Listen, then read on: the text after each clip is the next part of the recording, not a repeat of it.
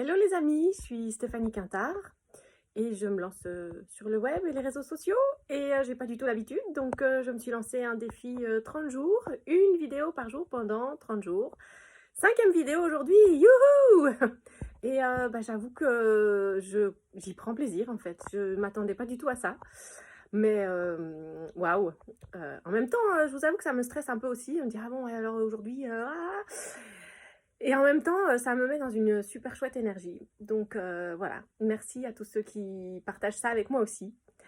Et je voulais revenir sur un commentaire que j'ai lu d'une personne et qui parlait de: «Ah oui, moi je ferais bien ça aussi, un petit rituel, 15 minutes de temps que je prends pour moi, chaque jour», et mais du coup, ça m'a fait réfléchir et je me suis dit, en fait, j'avais envie de partager ça avec vous aussi. C'est pas venu en un jour, en fait, que je fasse un petit rituel, comme je le disais, tous les jours, ou un petit temps pour moi le matin. Ça a commencé, en fait, je me suis dit, bon, je suis pas une lève hyper tôt, mais quand même. Et je me suis dit, bah, je vais essayer de prendre un tout petit peu de temps pour moi avant le réveil des enfants. Alors, il y a 2, 3, 4 ans, on m'aurait dit ça, j'aurais dit, ah ben non. Ça va pas ou quoi, moi, dormir le matin, c'est trop important. Et puis, bah, petit à petit, c'est venu, quoi. Peut-être à force de l'avoir entendu chez d'autres. Voilà, un jour, ça s'est posé et j'ai mis mon réveil 10 minutes plus tôt. En me disant, ok, comme ça, j'ai le temps de, voilà, de me poser, de respirer un peu. Voilà. Et puis, au bout de quelques temps, je me suis rendu compte que ces 10 minutes-là, ça suffisait pas parce que j'avais aussi envie d'écrire le matin. Alors du coup, je me dis, bon, bah alors je vais me réveiller un quart d'heure plus tôt. Oh, ça devient compliqué là. Bon, allez, 20 minutes plus tôt. Comme ça, j'ai le temps. Et donc, voilà, pendant plein de temps, ça a fonctionné comme ça et tout, peut-être pendant même 1 ou 2 ans. Et puis après, est venue cette idée et cette envie de faire un petit peu de yoga, un exercice pour me sentir dans mon corps aussi le matin. Et donc j'ai rajouté, mais donc c'est venu à chaque fois de 10 minutes en 10 minutes, quoi. Et au final, maintenant, c'est vrai que je suis à une demi-heure. Mais on m'aurait dit ça il y a 4 ans, ouais, tu vas faire ça et tout. J'aurais dit, mais enfin, hors de question, c'est pas du tout mon truc.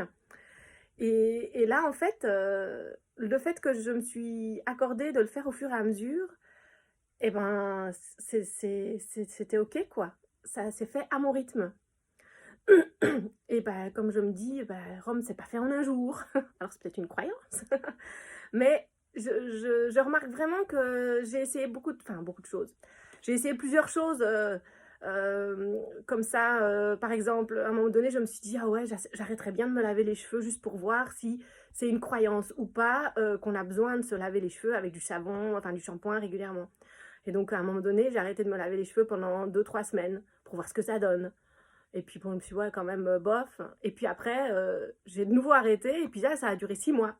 Bon, alors, je me rinçais fort les cheveux. Bon, il y a toutes sortes de trucs. Vous trouverez ça sur Internet. Si ça vous intéresse d'essayer, je me rinçais quand même avec, par exemple, avec c'est de la poudre d'argile, je crois. Enfin, j'avais pas les cheveux gras en permanence, quoi. Enfin, je crois que ça, dans mon entourage, j'en ai pas parlé à grand monde. Et j'ai pas grand monde qui m'a dit, ah, tiens, t'as les cheveux sales. Enfin, donc, ça s'est pas spécialement vu, donc il y a moyen. Mais j'avais besoin de tester, quoi. Et pareil, j'ai pas testé du jour au lendemain, c'est fini, je me laverai plus jamais les cheveux. Donc voilà, je crois très fort en ce côté petit à petit, quoi. Un petit pas à chaque fois, et puis s'octroyer la permission de le faire au fur et à mesure, quoi. Pas vouloir tout de suite, ouais, tout avoir, enfin, gagner le match, j'allais le dire. Pourquoi pas, si on vient de commencer, mais se laisser ouais, la chance du débutant, mais aussi se laisser ce temps d'intégrer en fait ce qu'on a envie de faire. Un autre petit exemple pour moi, c'est aussi le sucre. Alors je sais, peut-être que vous en entendez parler pas mal autour de vous, mais j'ai essayé il y a 2 ans maintenant, c'était une sorte de défi, un mois sans sucre. Je me suis dit, bon, bah ok, mais je ne l'ai pas fait une vidéo chaque jour, je ne l'ai pas fait de manière aussi intense que j'ai l'impression de faire ce défi 30 jours là maintenant. Mais je me suis dit, ok, je vais essayer.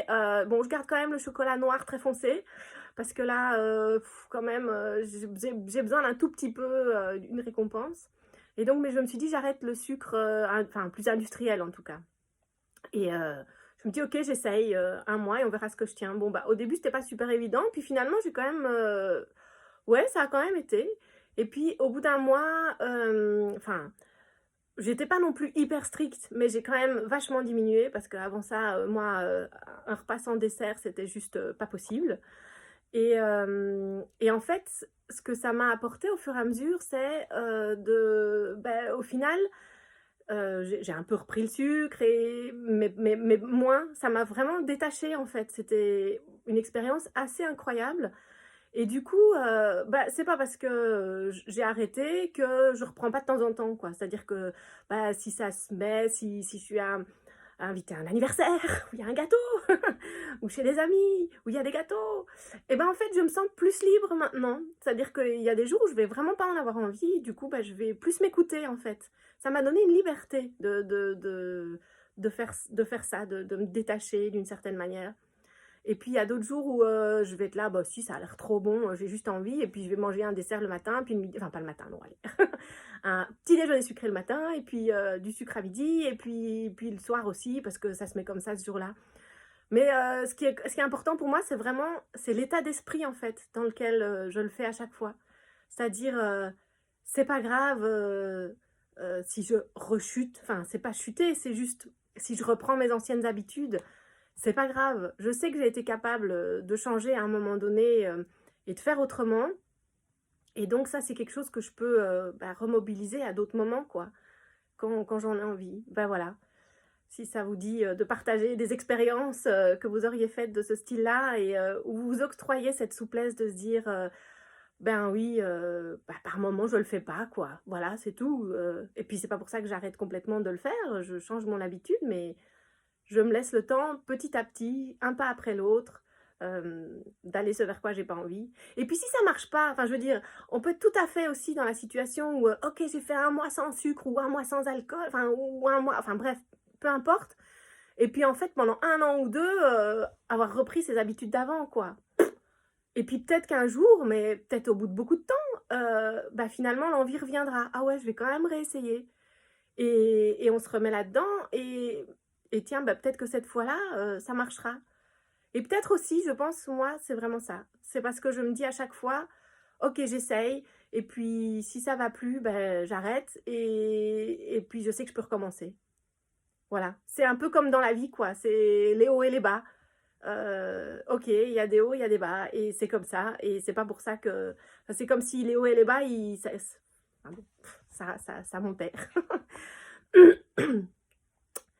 Voilà, c'était, les partages que j'avais envie de vous faire aujourd'hui et je vous dis à demain alors!